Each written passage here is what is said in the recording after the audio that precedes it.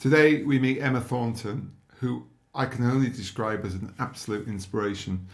She has worked for Nike, for Microsoft, for Chanel in some incredible projects ahead of her time. But her story really begins when she was diagnosed with cancer whilst working at Nike, and how she has taken on cancer, taken control of it, and now involved with more things than probably you and I would ever dream of doing in a year, each week. Just listen to her story, listen to her advice. I think you'll really enjoy it. Thank you.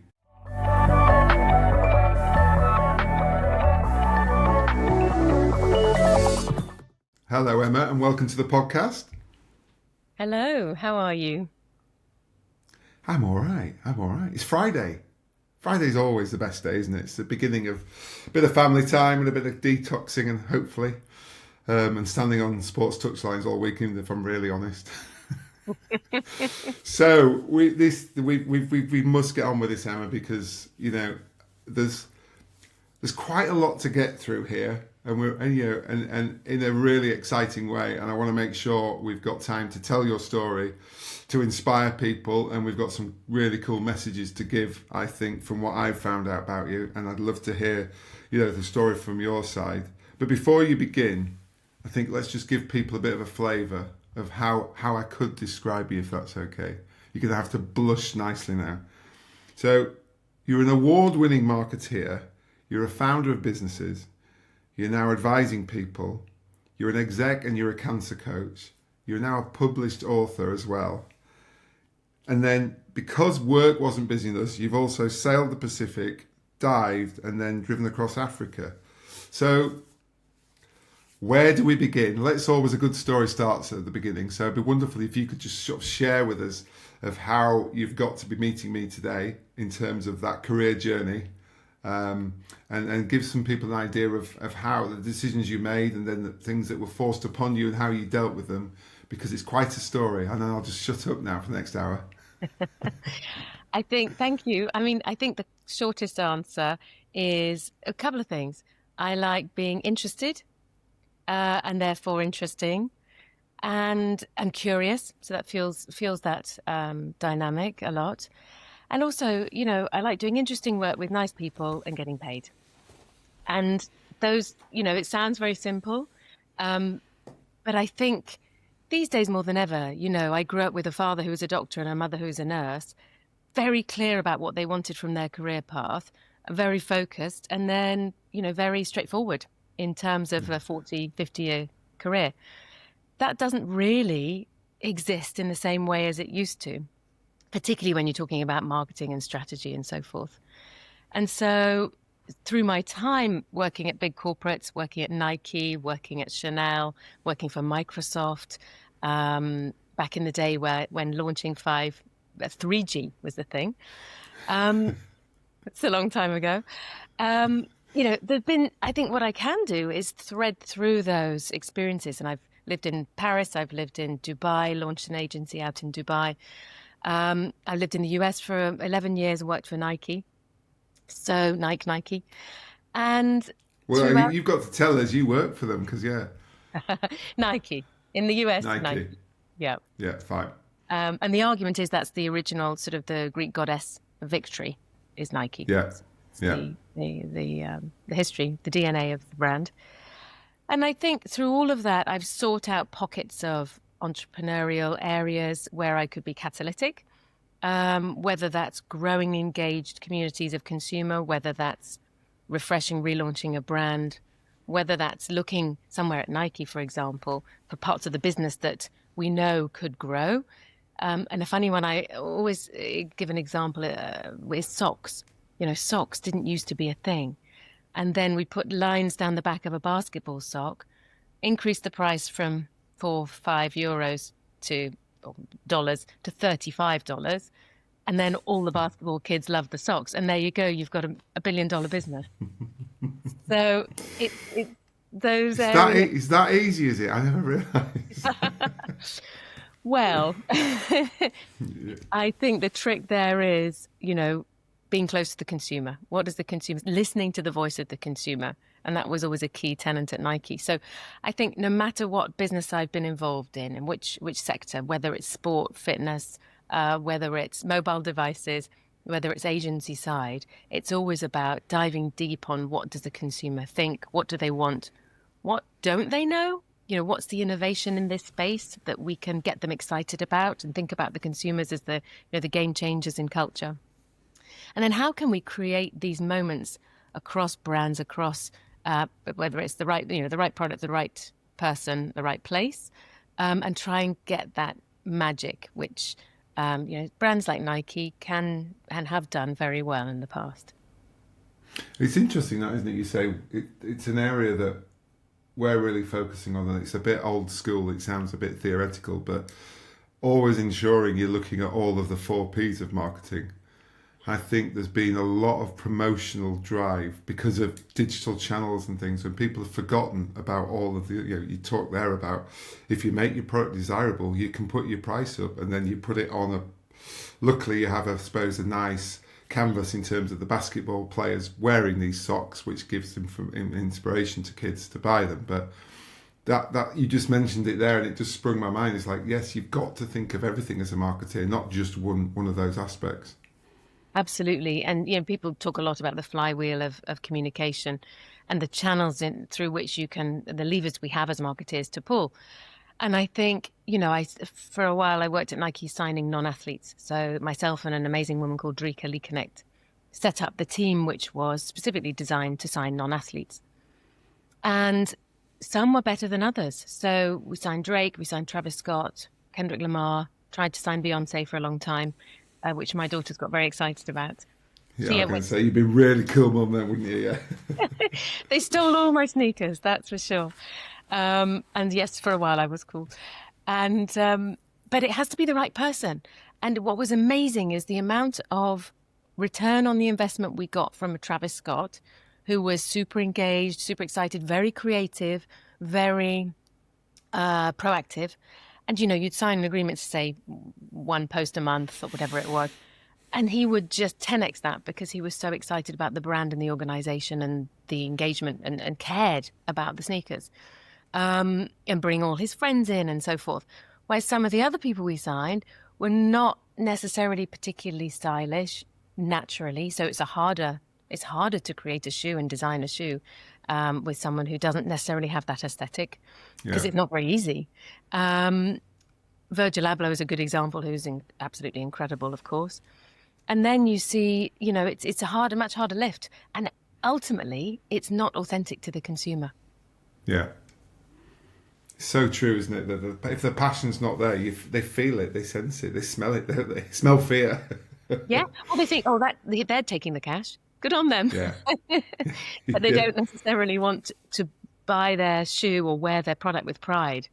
Because I always do the 3 sort of checkpoints that I go through with brands, and I say, okay, well, the consumer is looking at you saying, why do I care? Do I care about this brand? Are they doing something that's inspirational, aspirational? Is it something I can get excited about? And then, first of all, are they a brand for me? That's really the first question. The second one is, why do I care? Are they giving back? Are they more than just a transactional product brand? And then the third one is, why would I share? Because ultimately, what does it say about me and my own personal brand, isn't it? Yeah. Yeah, exactly. I think it's interesting, isn't it? Because I think a lot of brands forget that. And a very old school ad guy once told us, and he was advising a brand that we were working on, and it was about television. And he said, the thing you've always got to remember about a television ad is that you're asking for someone's time, and for that you must reward them. You can make them laugh, you can educate them, you can make them cry. But he said, if you don't give them something, why would they give you any time? And it's such a brilliant, just to always remember, are we rewarding? So that, down to a social media post, people just put stuff on, you think, why? What are you going to do with it if it's no good? So, yeah. I completely agree. And I think, Nike's a good example, who got into a bit of when you talk about performance marketing, the pendulum swung too far from big, bold brand statements like Colin Kaepernick, the brand really going head to head with Trump. People were burning sneakers in the street, trainers in the street, because they didn't believe that a brand like Nike should support Colin Kaepernick, who was kneeling during the national anthem. And then if you put the pendulum too far the other way in terms of marketing in the performance sense. Yes, you're measuring, you've got the metrics, you've got the data and analytics. You lose a lot of that brand value that consumers want to know that the brand, what the brand stands for, and want the brand in the space of institution and government confusion or lack of connection. They want the brands to be there for them. Yeah, and I think that's, as Gen Z, as we love to call them, and just group a whole load of people together, but it's what we do, isn't it? Yeah. That's changing even more now, isn't it? And becoming even more of a challenge to brands, owners and marketeers alike. We ignore Gen Z on peril, for sure. You know, my daughter's a Gen Z, and I spent some time working at Weight Watchers, and we were rebranding it as WW at the time to be more about holistic health and wellness. So I came home talking about this, talking about all the trainer networks we set up, the nutrition, the mindset. My daughter said, "Mum, you're working for fatshamers.com." I mean, wow. we out of the mouths of the consumer comes their truth, and you have to meet them there. Incredible, isn't it? Like, sorry. Yeah. But then they've got to change, haven't they? Because like you say, what worked doesn't work now. And the world, that health world, and I know we're going to come on to talk about that because it's a big area of yours. But tell me, obviously, if we haven't got far in your journey in a funny way, in a great way, don't worry, it's fine. But I've read quite a bit that you, at quite a young age, you were sent off to the Middle East, to Dubai, to set up an agency. In probably what was quite different to Dubai, what everybody thinks today. Not massively, but certainly a slightly different place. Yeah. How was that as an experience at your young, budding career age? Yeah, in my 20s. You know, I was lucky that the agency, it doesn't exist anymore. It was called the Bank Agency, was super supportive. But we signed a joint venture with the Donata Group. So that was a great lesson because they were obviously part of the overall royal family network. Yeah. So we had the key decision makers on board. But people said to me, you're going out, and this was 16 something years ago, you're going out to the Middle East. Are you sure you want to go? Is it safe? Yeah. You know, how is business done there? And it was interesting. The safeguarding IP was a challenge for sure. Being paid was a challenge, but I took that was one of my most sort of one moments I'm most proud of. You know, we launched a sports academy for kids, huge, massive campaign in Qatar. In Qatar, yeah. We had Pele and Maradona fly in, first time out of South America together. Trying to get Maradona out of his room to this full schedule of the day that we had planned. You know, curveballs you don't expect. Yeah. But then being paid for that at the end of the day was good. We had a big performance. We're very analytical in terms of how we put together what our performance metrics were. And we used some of the learnings from the oil and gas sector, actually, weirdly. But I think there's a lot to be said for that cross-pollination, particularly in new and unknown markets. So, yeah, that was a journey. We launched the first ever Virgin Atlantic flight to Dubai.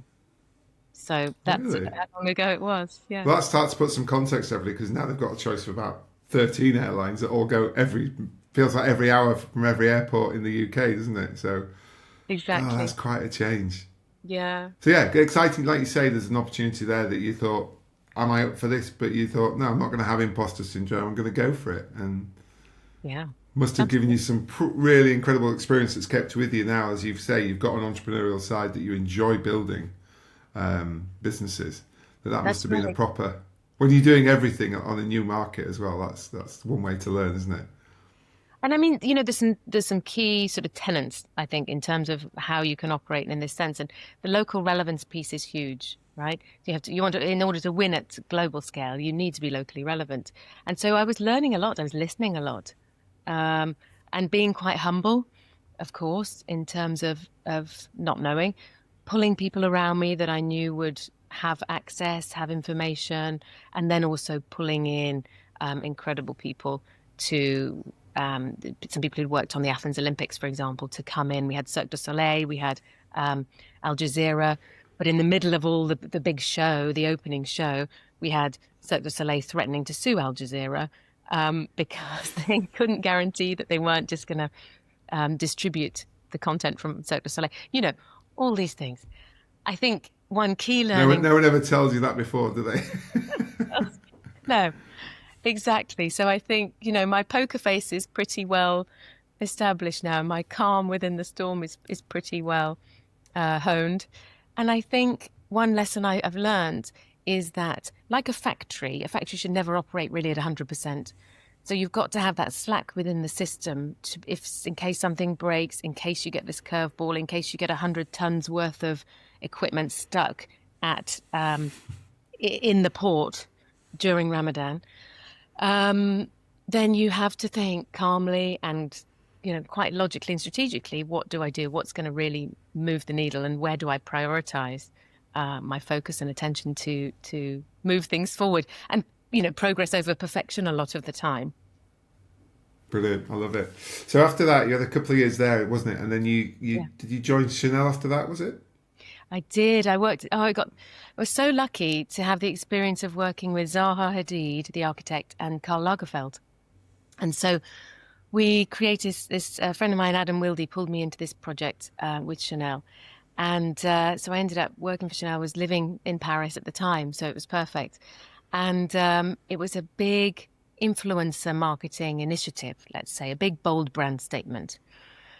Before influencer marketing was really... I was about to say, you've been at the forefront of that, because it wasn't a thing then, was it, in 2006, around that time?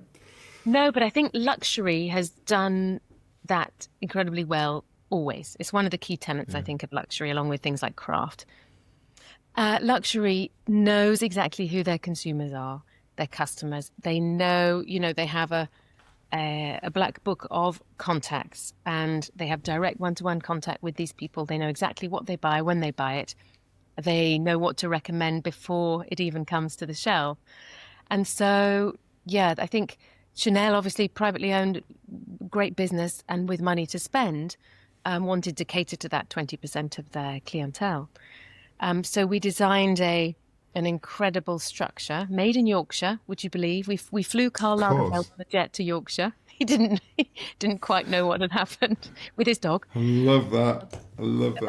Yeah. At an airfield where there's a manufacturing company that makes boats and products out of the same material. So we made this whole Rhino designed building with Zaha Hadid. Out of this product, and it was designed to be modular, and we had 22 different artists exhibiting inside, expressing what to them the Chanel bag meant. So we had it was amazing. So we had Pierre Gilles, we had Yoko Ono, we had Stephen Shaw, who was a New York photographer, we had Sophie Beaujois, and we had to sort of pull all that together, create an immersive experience for the clients and the general public. We sold tickets, but we looked at smells, we looked at sounds. We had an audio guide designed by a cool company out of Paris. And then, but it was interesting. We had a chap who tattooed pigs as art. And I just remember these conversations, and having these conversations with the key powers that be, saying, what do we think, and raised in the nicest possible way, what do we think about sort of the animal rights question around tattooing pigs in homage to Chanel handbag, which obviously is made of leather, but then this artist stuffing these pigs and us exhibiting these pigs within the space. And it was deemed to be not to be a risk in terms of any of the metrics that I put forward. We wouldn't do it these days, for sure. Nowadays, we wouldn't do that. But I think what's important there, and I've had it a couple of times in my career, is even in those client conversations or those partner conversations, you have a nagging doubt or a feeling that something could be in terms of your professional values, personal values, could be in terms of the brand values often. If you have a nagging doubt, you have to say something. It's your duty to say something with kindness and professionalism and probably write it down on paper. Yes. Have that conversation. Prepare, plan it, get it documented. But it was fine. We toured Hong Kong, Tokyo, New York, Paris, and but as a guardian of the brand, you have to be cognizant of the broad consumer, and let's face it, the media, what are they going to say about something like that? Is everyone going to believe that it is brand additive, brand enhancing? Yeah. God, fantastic. What an experience. Yeah, we talked, didn't we, before we started recording about our children and what they're thinking of their careers. I think if we finish now and you just told that story, people go, you can do that sort of thing as a job. And it is, isn't it? But it was just like you say, it was opportunity, it was connection, it was saying yes, it was... Yeah. The biggest thing for me now with anything is that we've got to get back to meeting people more and hopefully in real life, because that's where, as you'll know throughout your career, that's where real business is done, where relationships are built and then bonds are made very strong.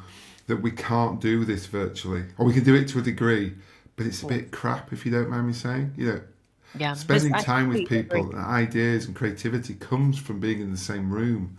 So I'm starting to get quite passionate about people. No, go and see those clients. Go out there, get to see them, Yeah. buy them a coffee. That sort of thing. Totally. I couldn't agree more with you. And it comes from being in the same room, exactly as you said, but it comes from being in the same room with different people and having diversity of thought and experience. It also comes from getting out of that room. And, Mark Parker, who was CEO of Nike for a time and grew Nike with Phil Knight, he was passionate about design, and he would go to Milan Design Festival. He would go to Biennales. He would go to all these different meetings of minds, and he would observe and he would talk and he would pull in these people to the brand. And we had the honor and the pleasure of working with a lot of these people. But instead of always talking, you're selling T-shirts and sneakers and tees. But instead of always thinking about that, it's about putting the athlete front and center and pushing on innovation, but also bringing in these voices and different points of view to the brand to take the product somewhere new. Yeah, I think that's just it, isn't it? And realizing that inspiration comes from outside more than it does inside a lot of the time. Yeah. As in, outside your organisation, there are Yeah.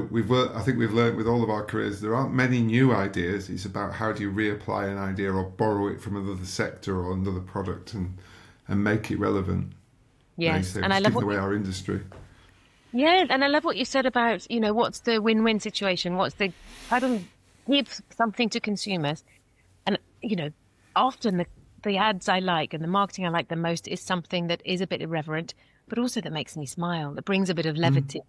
And Yeah, so for me, it's that you've got to, of course, surprise and delight, but you've got to get that head snap of attention. I think that as well is more, with the advent of 24-hour news, etc., and all of you get more bad news than you get good news. So when you do ask someone to spend some time, you've really got to work even harder now to delight, but also just sometimes a nice warm smile. You go, that was good. Completely. Keeps it going. So you joined Nike after Chanel. Was Nike Yes, I did. Nike? Yes, I did. Sorry. That's right. And was that over? You were based over in the States at the HQ. Exactly. So I started on 2012 working. I'd always wanted to work on the London Olympics. I'd sailed at university and in the back of my mind thought, oh, I should have tried harder. and maybe, That could be me. That could be I me. do. Yeah. That could be me. Possibly not. But second best was, I wanted to work. We loved sport, and exactly to your point about there's no substitute for face to face.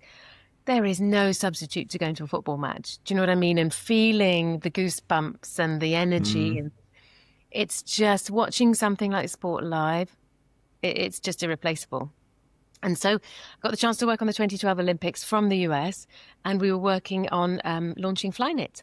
So, traditional shoes had been made with leather in a cut and sew methodology. And Nike realized that actually, why don't we sew the top? And by doing that, we could come up with 4 key benefits, consumer benefits. It's lighter, it's stronger, it's faster, it's more sustainable. So that was a really, really exciting time. And we put the Flyknit shoe in a special colorway designed to really pop on the track, put the shoes on Mo Farah. So who obviously did very well. He did all right for you, didn't he? That was a pretty good Right. partnership. He did all right. Yeah. Sir Mo, what a legend. Samo, yeah. Mo. It was one of my favourite moments was when Sir Mo told my ex-husband he was a bit fat. But You've but remembered that, haven't you? oh yeah, Sir Mo's wife had launched this spa and this performance location out in Beaverton in the US. And Mo had been doing some training around the track on campus, because Nike campus is full of different sports facilities, as you'd imagine. And I was there with my ex-husband and 2 kids, and we thought, okay, we'll go and do some running around the cross-country track and get them moving. We bumped into Sir Mo in the car park and had a brief chat, and he, yes, pointed out that my ex-husband's beer belly could do with a bit more exercise. I mean, in fairness to your ex-husband, most people are fat compared with Mo Farah, though, aren't they? Anybody with anything, True. any padding at all. That's true, absolutely. But I think brilliant. Working with athletes, it's all about the relationship, and there's nothing better than seeing athletes, people who are performing, anyone who's performing at the highest level on the global stage. Could be someone on stage singing, to be honest, but in a different way. When you share with them the innovation and the design that's been made especially for them in their sport to help them win, it's just fantastic. It could be Serena with tennis. It could be we redesigned all the bras for the equestrian teams during 2014. Wow. But who knew that that's a really underserved market? Yeah. But for us, it was about watching the athlete, assessing the athlete, and could be our core consumer, working out what they needed, what wasn't performing for them. It could be in many different ways, and then pulling that together in terms of innovating and redesign. I think that's what's interesting, isn't it? That from the outside, Nike have always done. And I've read Phil Knight's book, which I found brilliant for a number of reasons. One of the bits I loved throughout it was that you think, again, we talked about this, you think about, here he is now as one of the richest men in the world, blah, blah, blah, blah, and all that. But you hear that story, it was only a few years ago, a decade ago, they actually started making proper money. And so many of the decisions weren't, the guy rocking up saying, I think I can make air in the soul sort of thing. But they had the insight to go, well, here's a room, here's a workshop. And I think that makes me as a business owner, and I'm sure yourself, think, well, yeah, it's all about looking and taking opportunity throughout your journey. Yes. And not always, let the plan take you sometimes, rather than have a strategy that you stick to so rigidly that you maybe miss opportunities left and right. Absolutely. I think having that, being bold and backing a decision when you've made it, and thinking about the risk involved is key, and having that confidence to go for it. I mean, I think, the biggest lesson I learned from Mr. Knight was standing in the cafeteria line, and he was behind me. And I'd been working with him on a number of things, coach trips and so forth before. And actually, I got to know him a little bit because of cancer and my cancer story and experience. But he was standing behind me in the lunch queue, because he used to eat at the cafeteria every day almost when he was on campus. And I asked the lady, I said, I'll get Mr. Knight's lunch. And so he was having what he always had, which was chicken sandwich that you choose, you pick, and you put and he told me off. Instead of saying, oh, thanks, Emma, thanks for buying my lunch, he said, what do you mean? Because I was trying to do it as a surprise. He said, you can't just pay for it. You have to weigh it and measure exactly. And the lady on the cash register, he knew, she knew exactly basically how much he was charged every day for this lunch. But he wanted to know down to the last penny, and not have me or him pay 1 penny more or less than his lunch. He just sold one of his jets back to Nike to buy a new G6. And I was thinking, this is an amazing lesson. Have to, obviously ex-accountant, but running a company like that, and he's paying my salary, Yeah. But he got cross with me for buying his lunch and not being super specific about the exact amount I owed. I love that. Yeah. That's brilliant. So you mentioned there, Emma, in terms of, obviously, whilst you were working at night, you were diagnosed with cancer, were you? Do you want to tell us a bit of it? Because that may crush some people, but actually I think it's created Emma's 4.0 rather than 2.0, hasn't it? It's created this incredible journey that you've gone on since then. So I'd love you to share, because you're obviously very, very passionate about this, about how you deal with it. And I think hopefully it'll connect with a lot of our listeners about how you deal with adversity in life. Absolutely. I think I do go through lives thinking, okay, what's the lesson here? Hang on, let me just, which is probably from that time. I mean, I was one of the fittest, healthiest people I knew. I was working with athletes. I mentioned, people like Ronaldo, we were filming him and other tennis players to go in the Nike women's training app, Nike training app. And I was working out, I was fit and healthy on the inside, but I just had 2 kids. I was depleted. I was in a pretty stressful job. And I was in a really stressful relationship. And I'd had a mammogram the year before. I'd, squeezed my way into the mammogram truck that was on campus. And they said, well, you're not old enough. You're still in your 30s. I said, well, nothing showed up. A year later, I found my own lump, and it was already stage 3, triple negative. Oh, yeah. So, yeah, already, sort of 3 centimeters big. And so that was a bit of a shock, let's say. You hear the C word, Yeah. and for those who don't know, I mean, the ground sort of falls away from under you, and you're floating around in this sort of shock and confusion. You've qualified for a club you didn't really, suddenly. Yeah. But you've got no one to turn to. You don't necessarily have any family or friends close by who have experienced it. And so that was when I started on a real sort of journey of discovery around what is the medical, my dad being a doctor, I said, well, Yeah. do I have to do chemo? And fell off his chair. Said, yes, you have to do chemo. This is super aggressive. I said, okay, right.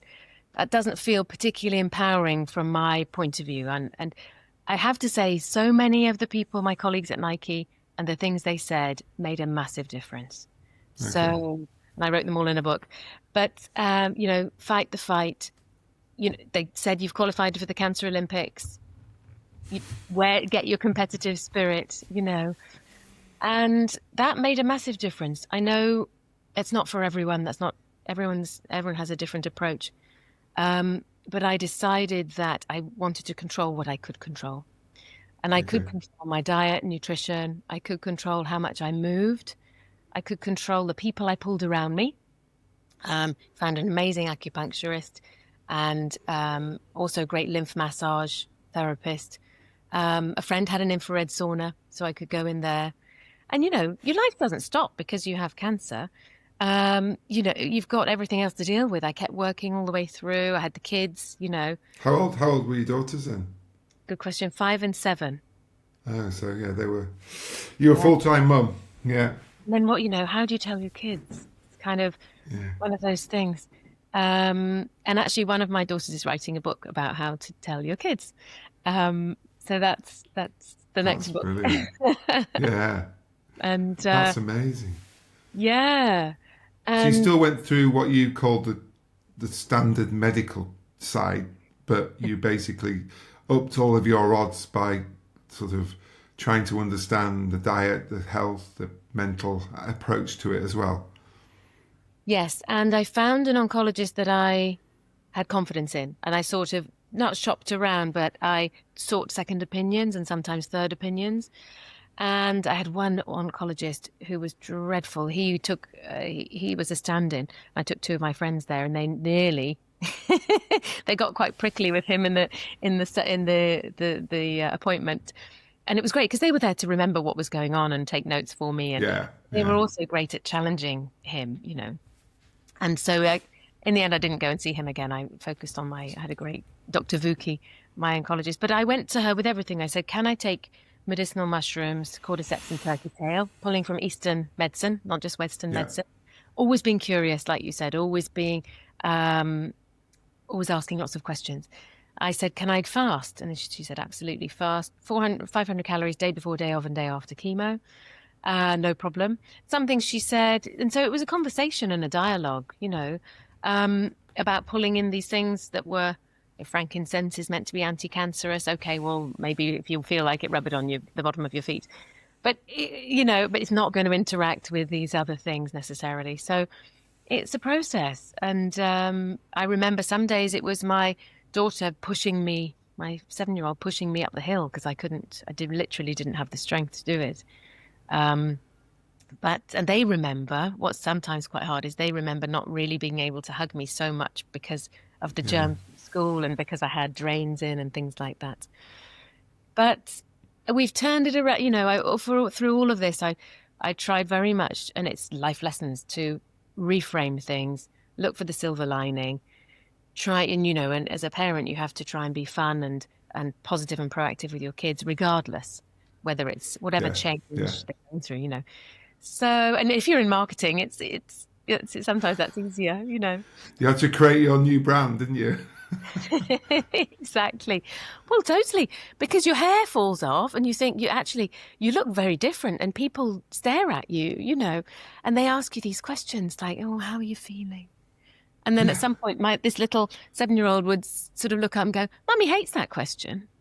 Yeah. So there's an honesty and a directness that you learn from other people when you're faced with this experience, an experience like this. And of course, you have to be resilient, you have to be strong, and you have to at least approach something like that in the way that you hope those around you can get some strength and some confidence from and learn from. I think it's interesting, isn't it? Because, like you say, it sounds like taking the control you couldn't do everything because you couldn't go and run your treatment machine. Somebody had to do that for you. Yeah. But by that, it probably gave you didn't feel quite as helpless reading between the lines. And obviously, you had to be strong for your family. And your parents, obviously stuck in the UK, must have been terribly worried about that, and so you had to give that. But that's exhausting in itself, isn't it? Being strong for others rather than thinking, I've got to fight this myself. Completely. But then what it gives you is this real level of empathy. And as a leader, it's important, right? You don't know what on earth is going on with the majority of your team out of the office. Yeah. And every day, people are facing some amount of adversity. Could be anxiety, could be a family member who's going through a health challenge, whatever it is. It could be, awful road rage on the way to the office. But it's about trying to, as a leader, show up with the ability to have empathy and lead in a very human way. Yeah, I think that's it. So, luckily, you beat it. We can say that. 10 years, here I am, 10 years on, yep. Fabulous. That's wonderful. So, it then has now inspired you into more, because you've now got more going on, I think, than you ever had before, haven't you? So do you want to share a bit about that? Because I love this. I love the fact that you could, I've beaten cancer, I might just chill out a bit. No, I'm off. I am taking on the world. Well, there's nothing like a moment like that sort of helps you focus. People talk about purpose a lot, but I think what I love is, both in terms of a personal and professional, is how can you align your values, and that could be your personal brand, could be the brand of an organization, whichever type of brand you're working on. How do you align those brand values and show up in a way that's authentic to you as an individual, authentic to the brand? And then for me, of course, I dive really deep in terms of, call it biohacking, health, wellness, alternative therapies. And so that's all sort of, but really gone back to performance and health and wellness. So we're all, whether you're an elite athlete or whether you're an armchair athlete, we've all got this incredible body and mind that we need to help function as best possible. And so, yes, I look after a company called Thermocheck, which is a breast scanning technology by a fantastic doctor based out of London, one of the leading breast health specialists called Dr. Eccles. And the technology is early detection of breast cancer risk. Yeah. Looking at inflammation, it's one of those things that I think if I'd had this scan instead of a mammogram, it would have been a different... Sorry about that. Don't worry. Just prove alive, and it's busy working lives going on around us. Exactly. If I had had this scan before I had found my lump or had a mammogram, something would have shown up. So the premise behind the technology is that we all have, because of life stressors, and my cancer was environmental, so not hormonal. We all have inflammation. We all hold on to stress, traumas, whatever they are from childhood. We all hold on to that in our bodies. And so a lot of the time that shows up as inflammation or infection. And so you can see inflammation within the breast tissue when it's 256 cancer cells, which are less disruptive and not really a structural lesion, versus with a mammogram, 500 million. So it's an incredible... Wow, that's a difference. Yeah, it's the gift of time. And I think I care so much now about diagnostics and analysis and blood work and so forth. I work with a great company called Get Stride, and that's putting the power. We talked about agency and empowerment. That's really putting the power of your own health, your diagnostics, your data in your own hands. So you can see, oh, I can run my genetics. So I did. I ran my genetics, my DNA. And coffee's not great for me. I don't metabolize coffee well. And I will never be an Olympic athlete in terms of speed. So that was a good... I think I knew that a long time ago. I didn't need a test for that. But yeah, go. But it's important because we all have a genetic predisposition to things. But on top of our genes sits our epigenetics. So the expression of our genes. So our environment, our stressors, our work, family, etc., our life to date. It could be exposure to mold, for example. Could be exposure to your mother-in-law. But that can make you, overly stressed, or it can put stresses on your body. That affects your methylation.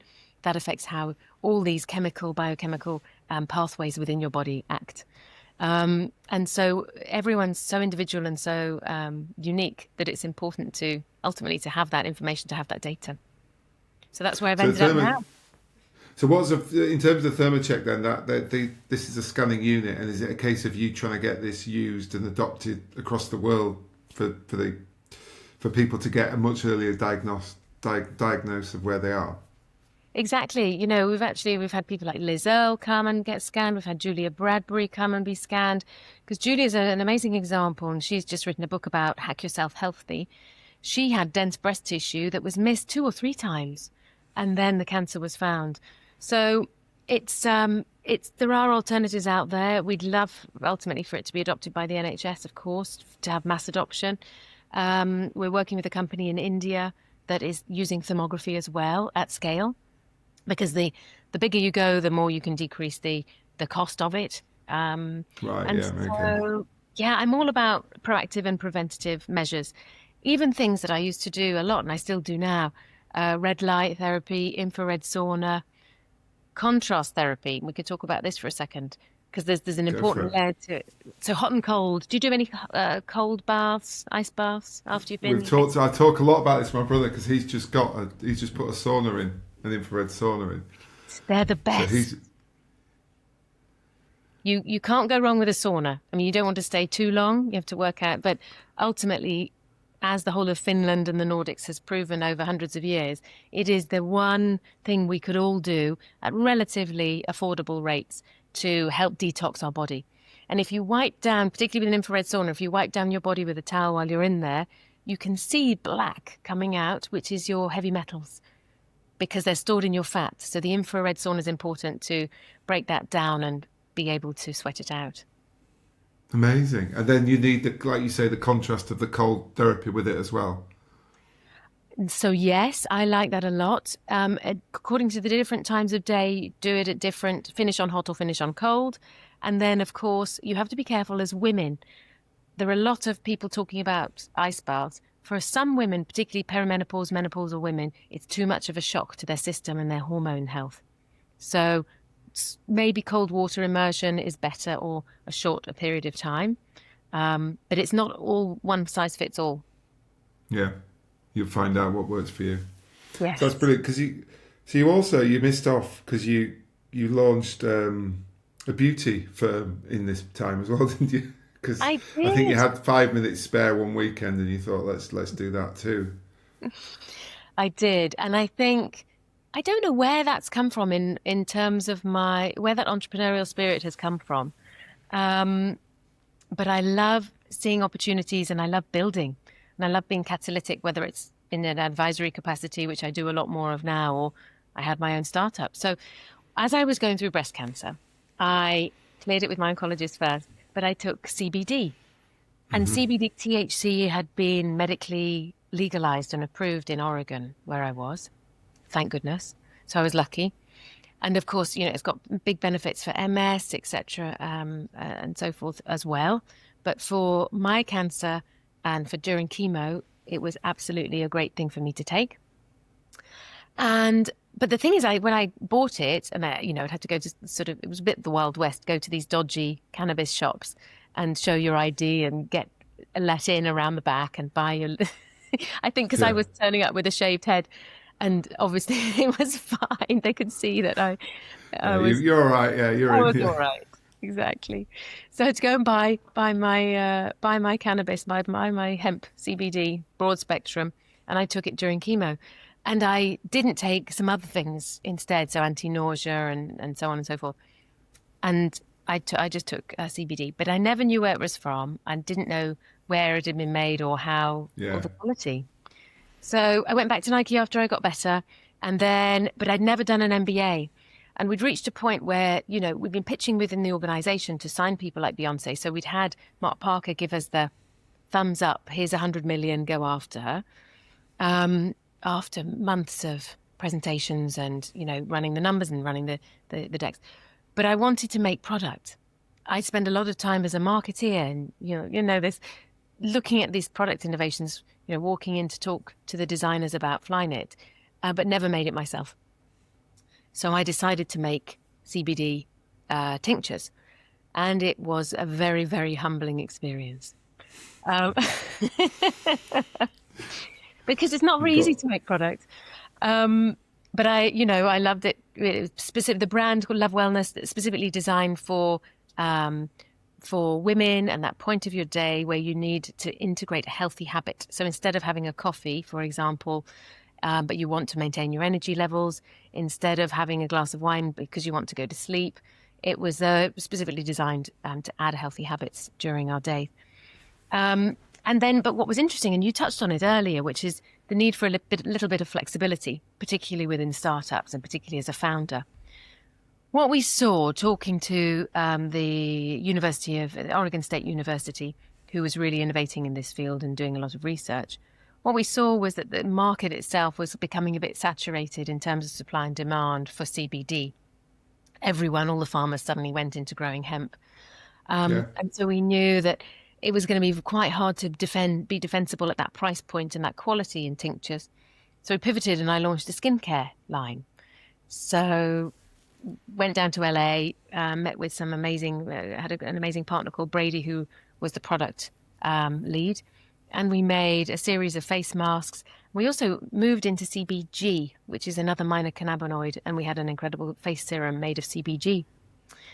So that's, we grew the brand, evangelized the brand, got some influencers and some advocates involved in growing the brand and some retail outlets and shop-in-shops. And then we grew the brand and we sold it to an outfit out of Florida who wanted to have this level of product on the East Coast as well as on the West Coast. Brilliant. I love it. And so did you enjoy it? Was making products as good as you thought, or do you prefer marketing? I love making products. I really do love making products. I like seeing things end to end. And I think this is the argument to say that marketers should really be involved in the conversation because you're leading that conversation with the consumer. As a marketer, you're the closest to the voice of the consumer. So you're in the discussions with innovation and product, like we were at Nike, all the way through product, merchandise, brand, marketplace, because you need to see it through end to end. But you also need to be able to have that feedback loop with those product teams to be able to say, this colorway is not selling well. Why don't we, why don't we launch printed tights back in the day? We love black tights. Everyone's going to buy black tights, but let's push the energy of the brand and the innovation of the brand into doing some collabs with Ricardo Tisci, etc., Pedro Lorenzo from Brazil, and let's create something new within the category that we can drive brand awareness, brand affiliation, and PR communications. Fabulous. So, like we mentioned a bit earlier, that you're now a published author Yes. in terms of the wonderful Live Brave book. Do you want to tell us a bit about that? Because I think that, although it's a book, it sounds like a wider mantra for your life post your diagnosis, isn't it? Really? Yes. I mean, I'm very always very grateful and very humbled to be asked by women and men going through cancer for any advice or tips, or often just to listen. There's lots of similarities. A friend of mine has got stage 4 prostate cancer. Another friend had colorectal cancer, and it's always an honor to be linked up with these people who are facing cancer. I think I was mindful of is going through cancer coaching and mentoring, really mindful of having these one-to-one conversations, but not necessarily being able to package up all of these key learnings and insights, and funny stories as well, because it's me. Yeah. I think you have. I think if you haven't got a sense of humour in all this, you really can lose it, can't you? But like with anything, the one thing that we talked long and hard about at the beginning was, what's my strategy? And there were 3 things. Number 1 was find humor in the darkness. Stop going on Google, stop looking at even ChatGPT. Don't, if you can, narrow your circle of trusted advisors, and also make sure that you're filtering what you're taking on. So find humor in the darkness, protect the girls, so protect the kids, protect whoever else is in your circle and your network that you want to get through this as best way possible. Yeah. And then the third one was fight to win. So that governed a lot of the decisions. And then, some things that I put together in the book really are life lessons. A lot of time people say, what did cancer teach you? And sometimes it's hard to pinpoint that. And depending on how far out you are from going through it, because you live with it forever, you're much more mindful of it, having faced it previously. But I think, we touched on it earlier. Don't be afraid to ask for help. Don't be afraid to ask for advice. Whether you're starting a new business, whether you're facing a challenging client in an agency model, whether you're within an organization that's big and you want to get promoted within the matrix, don't be afraid to ask for help. And people want to help. But oftentimes they need to know what job is most useful to you. And the same with cancer, everyone buys you flowers at the beginning, but it's the worst thing because it feels like you're in a funeral parlor, and you have to sit there. Say, where else do you buy flowers, or a wedding or funeral? Yeah, you have to sit there and watch them die in front of you, and then you have to clear them out, And so a friend of mine bought me this is in the book as well. A friend of mine, Lenny, decided, I don't know why, to buy me a leather look catsuit with a zip from sort of the chin all the way down.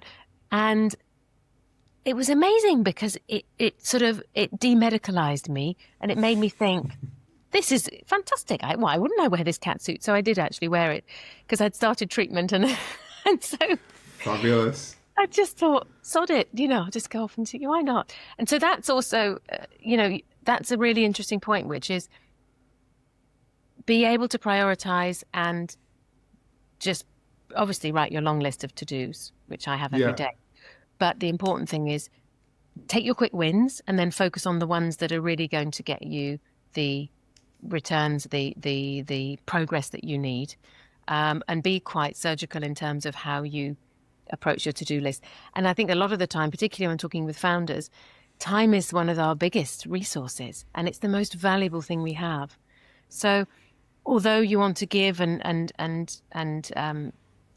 contribute as much as possible to as many people as possible, you do have to be mindful of the use of your time. Yeah, I think that it's interesting, isn't it? There is an element you still have to be selfish. Now, that's not being nasty to other people, but it's actually giving yourself the time, because you need to. And as we get older, like we said earlier, you need more time to recover. Not in a dramatic way, but you've got to look after yourself, haven't you? To keep. You explained that you were, after having your daughters, your body was depleted from going through childbirth. quite quickly, in a couple of years, and you realise your body's incredible as long as you give it a chance to be incredible, isn't it? Exactly. It has the ability to heal. It really does. But exactly as you said, and we have to listen to our bodies. Number one is sleep, and that's something we can all do something about. The easiest thing to do. Hydration, of course, but don't flood your system. Make sure you've got some electrolytes or salt in there.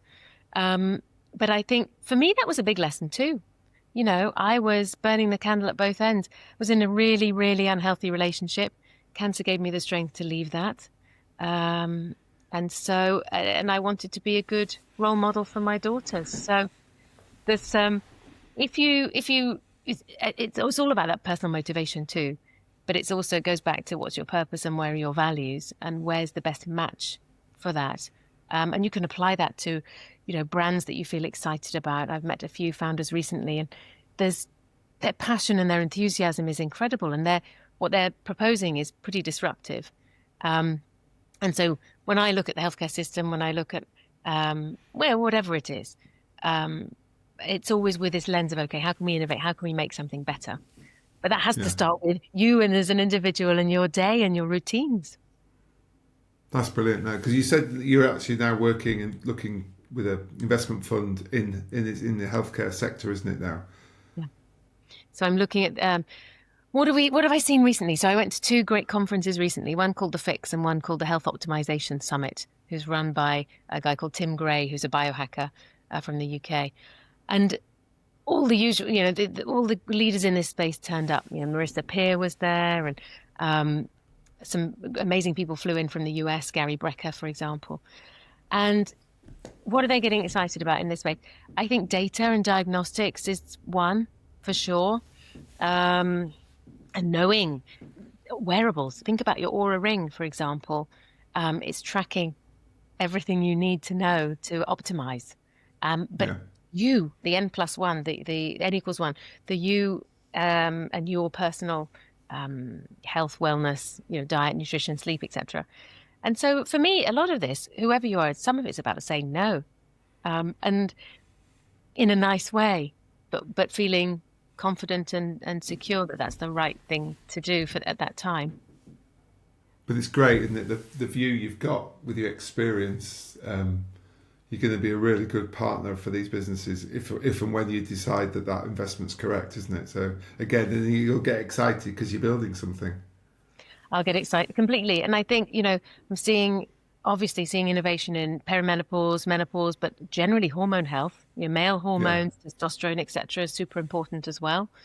Telehealth obviously is growing and getting more accessible. Everything from toothpaste innovations, trying to who knew? So it's exciting times. Lots out there in terms of neuro reprogramming, which is very exciting, and red light in that space. But the convergence I think is important as well. So I think AI, we've got to talk about. We haven't talked about AI. AI's. I was hoping we'd get away with an episode without it. I'm sorry. No, I'm joking.